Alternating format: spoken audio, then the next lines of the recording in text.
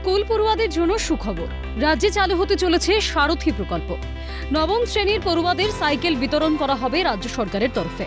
তৃণমূল সরকারে এই প্রকল্পটি সবুজ সাথী প্রকল্প নামে পরিচিত ছিল।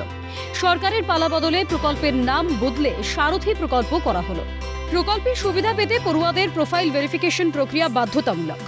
সংশ্লিষ্ট স্কুলের প্রধান শিক্ষককে সারথী পোর্টালে লগ ইন করে নবম শ্রেণীর প্রতিটি ছাত্রছাত্রীর প্রোফাইল বাধ্যতামূলকভাবে যাচাই করতে হবে।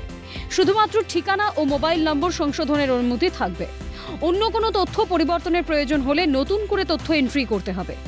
সংশ্লিষ্ট ছাত্র বা ছাত্রী আগে কখনো সরকারি প্রকল্পের মাধ্যমে সাইকেল পেয়েছে কিনা সেই তথ্য বাধ্যতামূলকভাবে যাচাই ও আপডেট করতে হবে। শুধু তাই নয়, বদল হবে সাইকেলের লোগো ও রঙও। নতুন রূপে সাইকেল দেওয়া হবে পড়ুয়াদের। কিছু মাসের মধ্যেই শুরু হবে সাইকেল বিলির কাজ। কোনো যোগ্য পড়ুয়া যাতে এই প্রকল্পের সুবিধা থেকে বাদ না যায় সেটা দেখার জন্য বিশেষ নজর রাজ্য সরকারের। সায়ন্তন ভট্টাচার্যের রিপোর্ট, ক্যালকাটা নিউজ।